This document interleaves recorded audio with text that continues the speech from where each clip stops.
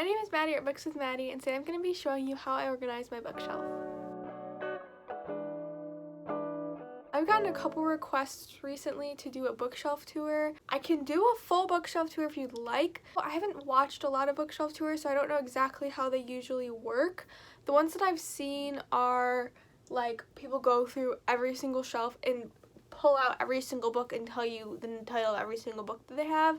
I can do that if that's what you want, but today I'm going to be doing like a mini bookshelf tour while I show you how I organize my bookshelves, because I realize you only basically see these two shelves in my videos, but there are shelves above and there's 3 more shelves below that you never even get to see, and I have some of my favorite books down there. So yeah, I really wanted to show you guys the full picture of my bookshelves that you could like see, and like for a record, like so I can go back and see if my bookshelves grow more, things like that. I am currently pretty much fully packed my bookshelves. Like I use a little section of my bookshelf about this big for a bin where it's literally just like a junk bin where I just throw things that I don't know where they go. And so I'm trying to figure out if I can move that bin or if I should just get a whole new bookshelf, because I mean it's really only like less than a foot of space that I'm losing, and I'm probably gonna need another bookshelf. If you're curious, these bookshelves are not the IKEA bookshelves. I feel like a lot of booktubers have those IKEA bookshelves. I think they're called Billy bookshelves. These are not those. I'm too poor for those bookshelves. Those like $60, which is, I feel like it's still a good price for a bookshelf. But these ones are like, the price fluctuates a lot. I feel like it's usually between $20 and $30 per bookshelf, and they're from Target. And I can link the actual bookshelf in my description below. I believe they come in like black, brown, and white, or maybe just black and white. I can't remember. But yeah, so I can link those in the description below so you can get the exact link for them. The only problem that I have with these bookshelves are they only come with 4 of these shelf inserts, and this middle one is permanent. So you can't move this one. You can't adjust where this one is. So it's weird because there's equal amount of space above this permanent middle shelf and below, but there's only 4 shelves. You have to end up putting like 2 above and 1 below, or 1 above and 2 below, and it's like creates an uneven kind of look, which is like kind of cool like if you're going for that look, but I really like it being very even. So I do have another shelf on mine, but it looks a little different. It is a little more worn because I got it as a gift. I think my dad or my mom got it from like Value Home Goods. I'm sure you could get the same like Home Depot, Lowe's, any kind of hardware store. They just got like a white shelf, just like a block of white shelf. So that's how I got them, which is like a little frustrating, but they're really not that expensive. And the overall total cost of buying the bookshelf plus the board is much less than the Billy bookshelf is from IKEA, and also there's not an IKEA around me. So this is just the easiest option for me, and they're pretty easy to put together. A lot of the reviews are like super easy to put together, which I don't really understand because I always need another person with me to put them together. I've never done it alone, but when I do it with another person, it usually takes me between half an hour, 45 minutes, depending on how many breaks we take and stuff like that. They're pretty easy to put together. The instructions are pretty clear, and overall I'm super happy with these bookshelves. They're not hitched to my wall or anything. What's the word? Like there's nothing holding them to my wall is what I'm trying to say. And they're not at risk of tipping. I mean, I can like push them and pull them and they're not really going anywhere, as well as these aren't like bending or anything. These are super sturdy and they're holding a lot of books on them a lot of times, and they even held more when I used to have them stacked horizontally. They would hold like 3 stacks of 10 books and they were not bending at all. So I'm really happy with these bookshelves. This is not becoming a bookshelf review, but I thought I would go into detail since this is kind of going to be a bookshelf tour. So yeah, that's basically my bookshelf review, Target Bookshelf Room Essentials bookshelf review. I'm gonna go into now my process when organizing my bookshelves. I'm very particular about how I organize my books. I organize them by genre, so organized by fantasy, sci-fi, dystopian, things like that, contemporary, and then within those genres by age group, so I separate them based on if they're middle grade, YA, new adult, and then the entire bookshelf is organized from least realistic to most realistic, so it starts with fantasy and goes to nonfiction at the bottom, and everything I've tried to make it kind of flow into each other the best that I can. So I kind of have like transitional books is what I call them, but it'll make sense once I show you more thoroughly what's going on. But if you have any suggestions with how I can make it more like smooth, because I like the idea of like one book leading into the next one, or like one section leading into the next one, or like all of my books being ordered in like a very comprehensive way that makes sense, that makes it the easiest for me to access, because right now this is like the best way for me to understand where my books are and kind of categorize my books. I don't really want to organize it any other way. I had it by color before, I didn't really like that. So I like how it looks right now, but if you have any suggestions, I'm totally open to suggestions, but don't be hurt if I don't take them. Okay, so I'm going to go through every single shelf. I'm going to give you a close-up of every single shelf. I'm going to tell you a little bit about every single shelf and maybe some of my favorites, maybe some that I'm looking forward to reading, maybe some of my least favorites, stuff like that. Yeah, let's just get right into it. So I have 3 total bookshelves. They are separated like this. There is the chair that I sit on. And we'll just go right to this first bookshelf over on the left. So this first shelf is fantasy. Like I said, I go from least realistic to most realistic. And the way that I organize my fantasy, I think fantasy is the section that I have the most of. So how I organize it is standalones go on the left. So Brightly Burning, Four Dead Queens, Midnight Library, those are all standalones. Standalone hardcovers, and then right here it's hardcovers where I only have the first book of them. And that goes up into, I think that one actually might be a standalone, so some of these might be out of order. And then I get into magical realism over here with The Starless Sea, The Night Circus, A Million Junes, stuff like that. I kind of categorize magical realism in with fantasy. It's not really its own section. There's other magical realism scattered around the bookshelf. I don't have its own category quite yet just because I don't have too many. I haven't read a lot of these from this shelf, honestly. Four Dead Queens I've read, and that's actually really good. I feel like it's kind of underrated. I feel like a lot of people would enjoy that book if they read it. It is kind of a mystery mixed with fantasy, and it's very, very good, so I highly recommend that book. Moving over to the right, we have more fantasy. These are all paperback standalones from the left, or paperback where I only have the first copy of it. So the transition here is kind of the paperbacks start here, and then these are all paperbacks where I only have the first book in the series, paperbacks where I have 2 books in the series, and then these are all not completed series. So the Falconer series, I don't have the last book, and same with Serpent and Dove because the last book is not yet.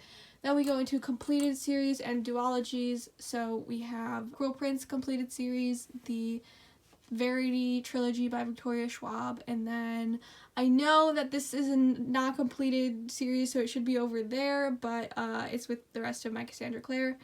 And then yeah, so those are the completed series that I have for fantasy, and then I don't really know if that's considered fantasy. I consider it fantasy, and it fit in that spot, so I put it there.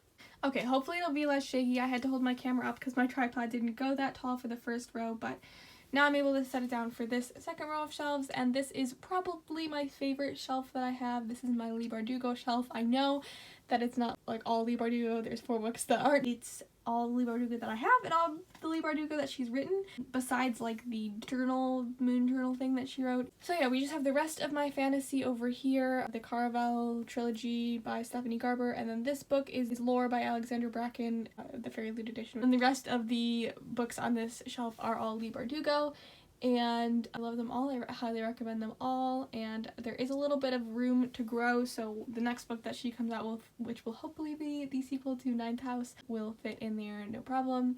And hopefully one day this shelf will just be all Leigh Bardugo.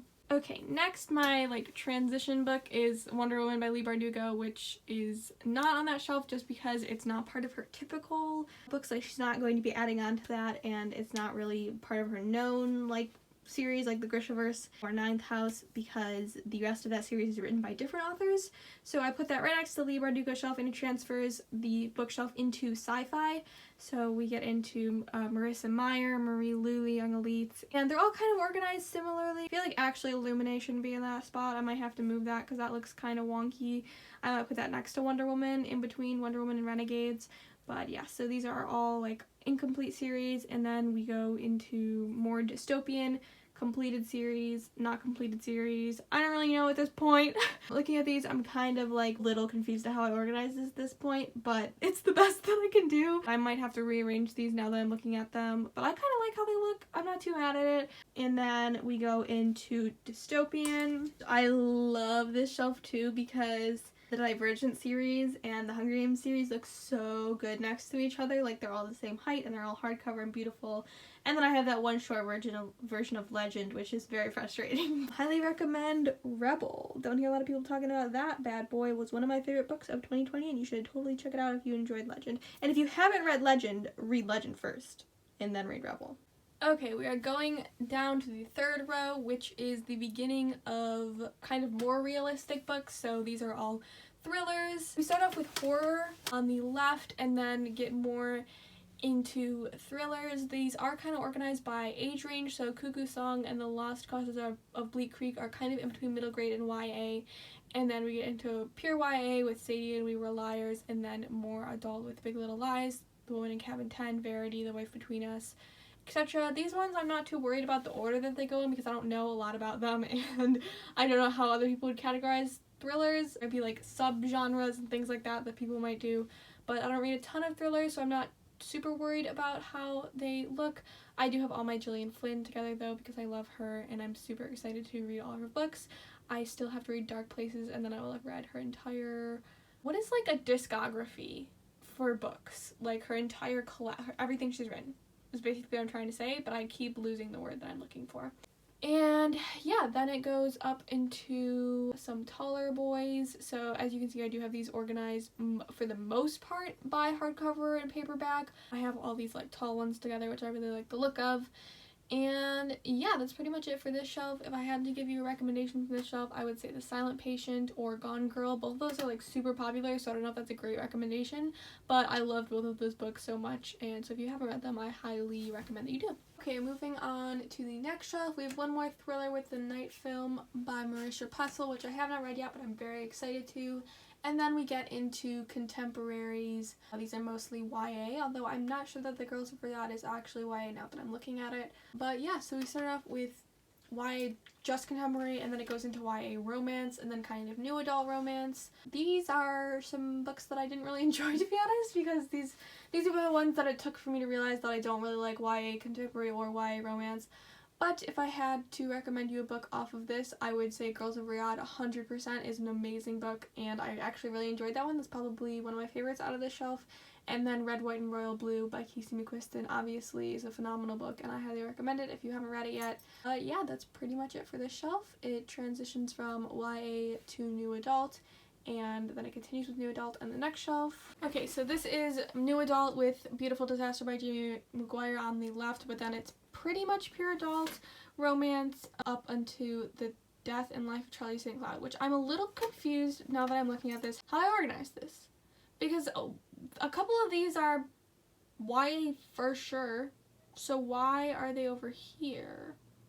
I think what I was trying to do is do all romance in a section and then YA contemporary, but I think I got confused and put some regular YA contemporary like Far From the Tree over in the wrong section is what's happening. But yeah, it's gonna be a little chaotic because I'm realizing that I've totally organized this wrong.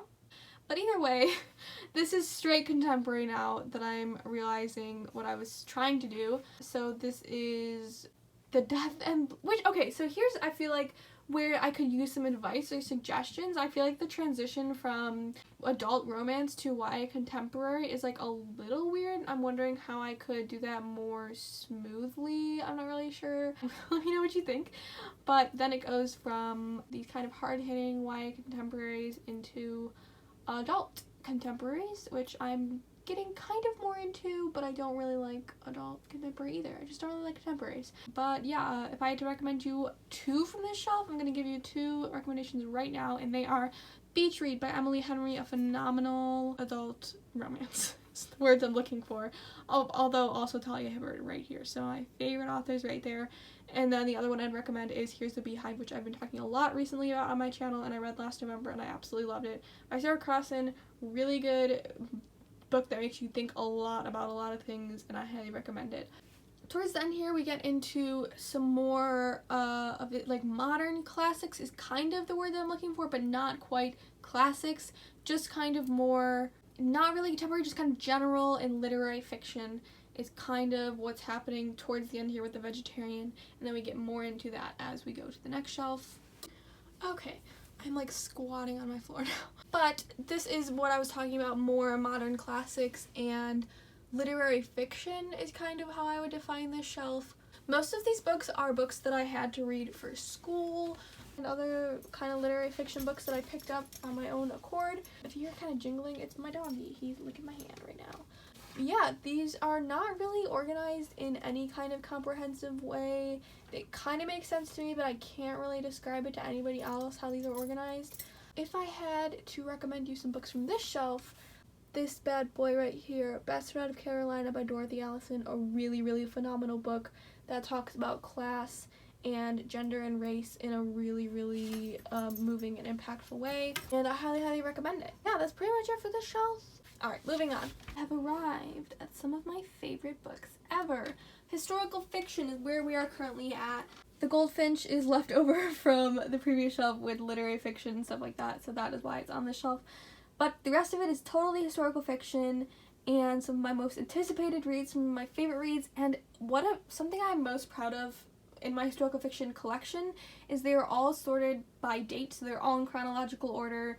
So to the best of my ability, I think like some of them, like this book, I'm pretty sure it doesn't give you like a clear date when it occurs, so I kind of estimated and stuff like that. Some of them are more estimation than not. Some of them aren't as clear or take place in two timelines. But if you know for certain that some of these are out of order, let me know, because I want them to be as accurate as possible. Let me point out some of my favorites. Bloodwater Paint by Joe McCullough, obviously one of my favorite books of all time. We Are the Fire, We Are the Ashes is also by Joe McCullough. It is my most anticipated book of the year, but I haven't read it yet. This whole series right here is just phenomenal.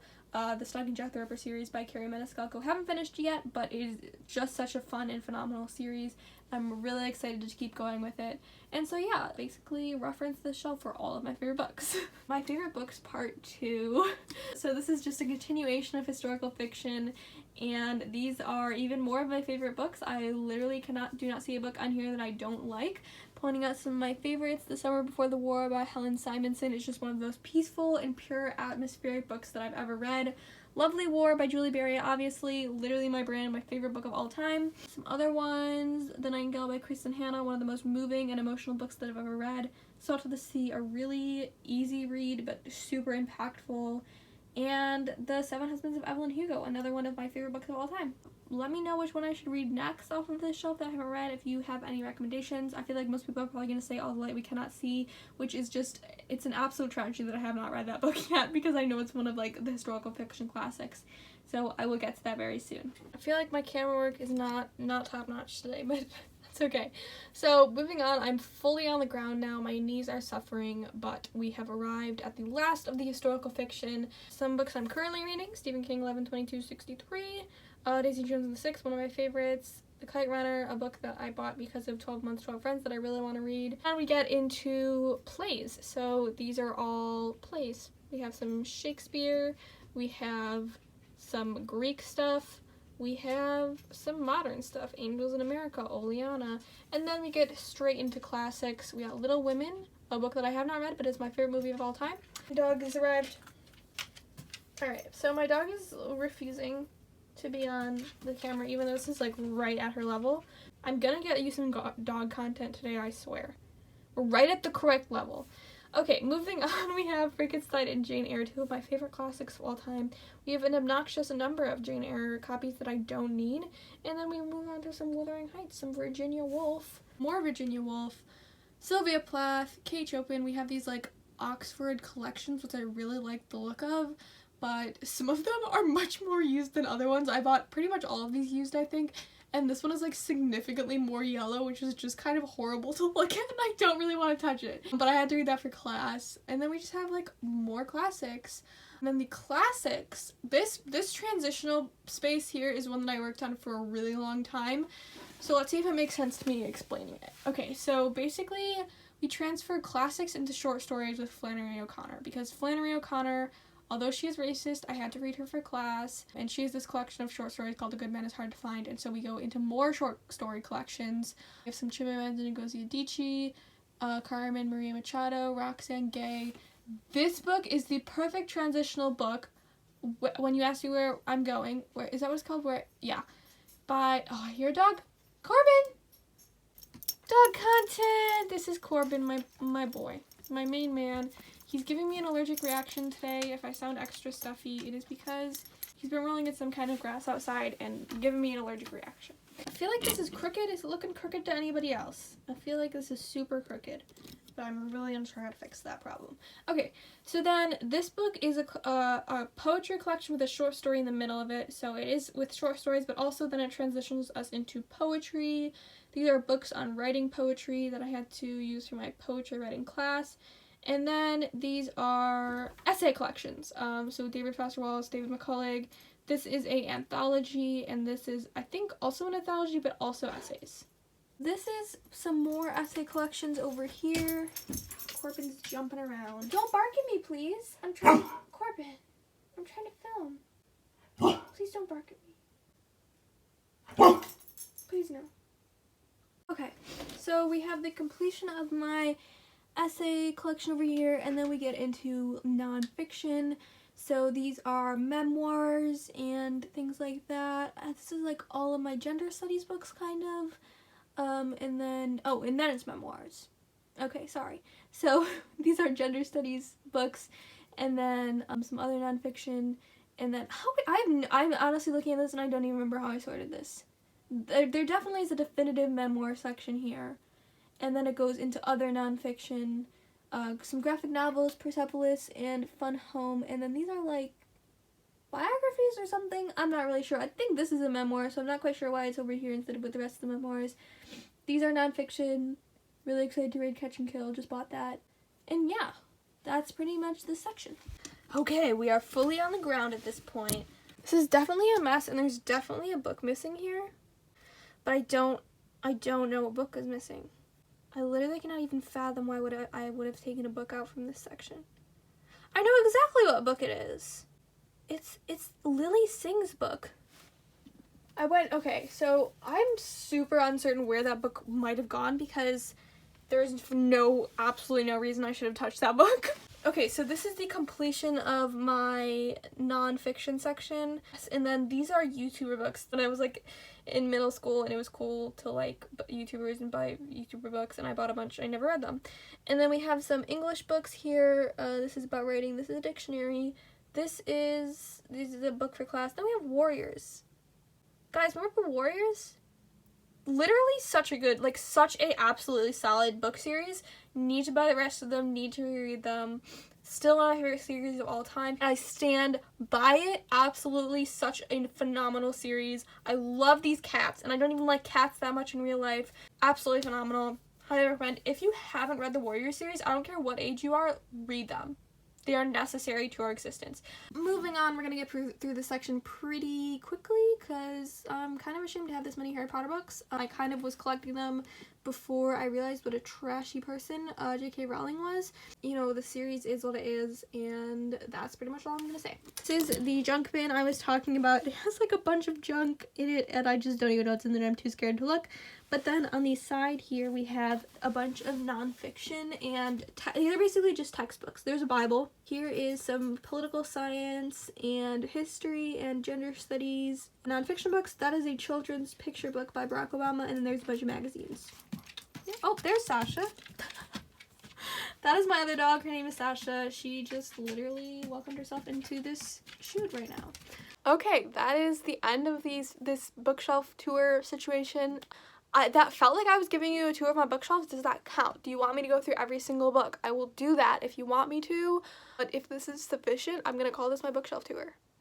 Also, I feel like that was more about how I organize my books than going through the actual books on my bookshelf. So let me know if you'd like me to go more in depth about my collection and things like that. But I hope that was sufficient. It felt like a tour. That's pretty much the end of this video. Thanks so much for watching. I hope you enjoyed. Let me know if you have any suggestions. I really thought that I was going to go in here and be like, oh, I so technically organize my books and I know exactly how they're organized, and I literally know nothing about my own organization process, which is what I realized today, that I don't even know how I organize my books, and this was kind of more chaotic than I wanted it to be. But that's kind of my brand now, I feel like. So we're riding with it. We are riding with this feeling. Either way, thank you for watching this video. Sorry for the strange energy that I'm radiating. I'm for sure having some kind of allergic reaction from my dog. So I apologize in advance for any weird noises that came out of me regarding allergies. Other than that, hope you enjoyed this video. Thank you for watching. Please stay safe. Please keep wearing a mask. And I hope you have a great day. I hope you have a great week. And I hope you have a great life. I will see you very, very soon. Bye-bye.